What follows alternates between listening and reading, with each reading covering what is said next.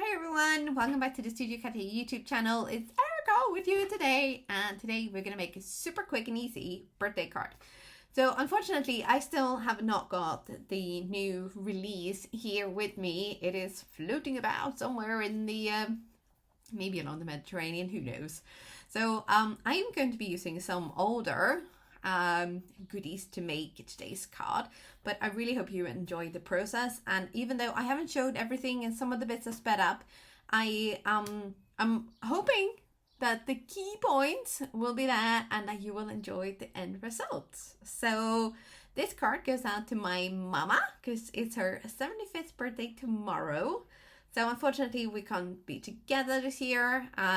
But when she does come over to visit, I will have plenty of birthday cards to give her because I've been making a lot of birthday cards for her recently. So with that, let's have a look at the card that I made for her today. So first off, I have ink blended some Distress Oxide inks onto a panel. So I have used Kitsch Flamingo, Wilted Violet, and Villainous Potion. Now this panel I then popped into my splatter box. And we are going to get some blue gold watercolors splattered on top of this. And this is from my go-to gold palette. It's called Starry color by Gansai Tambi, and it's fantastic. Now this I'm going to let dry, and then we're going to work on the other bits. So here I have some super thick vellum. This is from MFT Stamps, and I'm going to be using this gorgeous big balloon, and I'm just checking to see, this is a scrap piece, so I'm checking to make sure that it actually, I can get it all out. And then on top of this, we are going to be heat embossing the happy birthday to you in gold to stick with the gold splatters. So here we are going to pop this into our mini Misty, secure it with your magnets, and then we're going to pop this right in the middle. I'm going to obviously put the lid down, pick that up, and before we stamp, we're going to prep our vellum with an anti-static tool, then stamp with your embossing ink, and we are going to sprinkle some luscious gold embossing powder from Wow on top of this.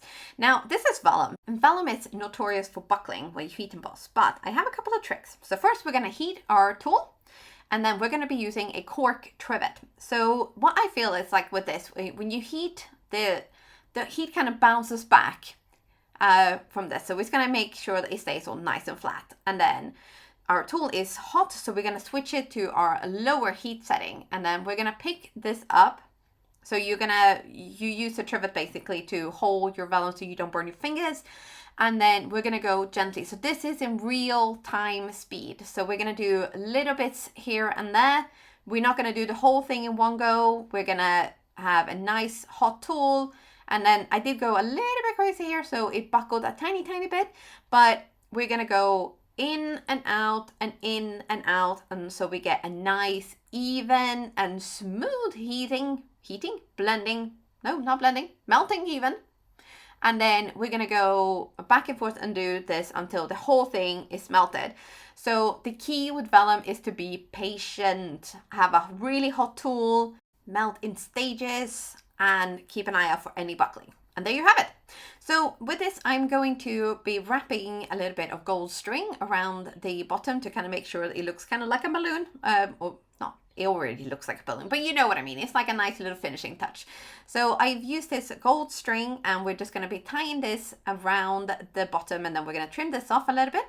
And then I have a gold ribbon from the same die cutting set, and I will link that down below because I cannot remember the name of that right now. And with this, we're just going to add a little bit of liquid glue and just add that on top of the ribbon like that. And then while that is drying, we're just going to have a little look and make sure that we're happy with all the placement, and then needed trimming a little bit more. And then I do have another trick when it comes to vellum as well, actually, because it's also notoriously difficult to glue down without it showing. So what we're going to do is we're going to take one of these tape runners that has like the strips or the dots, whichever one, it works both ways. I think it's probably a little bit simpler with the strips because you can pick them off like I do here with a pair of tweezers. So you pick up each strip one by one. We're going to do this in real time for a couple, and then we're going to speed this up to do the rest. So this, when you have adhesive through vellum, often it shows. But if you have something like heat embossing or stamping on top, if you add your adhesive onto the back of that, it doesn't show as much. So you get a nice vellum look without the adhesive showing through. And these tape runners I feel are better than liquid adhesive as well, because it does make the paper a little bit sticky or buckly again. So to finish this off, we are going to be using the Puffy Stars mix.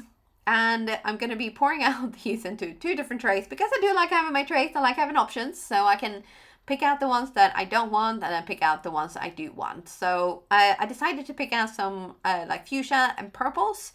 And then I thought, oh, there's a couple of lovely dark grays in there. And then of course you have to have some gold, because you know, you need to, right?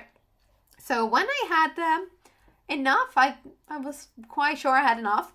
I got my glue tube out, and with my embellishment wand, I decided to just, you know, I'm not going to be questioning this. I'm just going to be sticking them down, adding them with a little bit of glue, and then we are going to finish this card off by just sticking it onto a card base. But that is generally it for this card. Now, this design, obviously, you can change it up with color scheme, and, you know, you can stamp instead of heat embossing, or you can even use pattern paper, something like that, you know, change this up to fit the recipient. But with that, I am all done for today. I really, really hope you've enjoyed this and will use this design for yourself. And with a last few couple of close-ups, that really is it. Don't forget to subscribe to the Studio Katia YouTube channel, hit the thumbs up button, and I will see you soon again. Bye for now.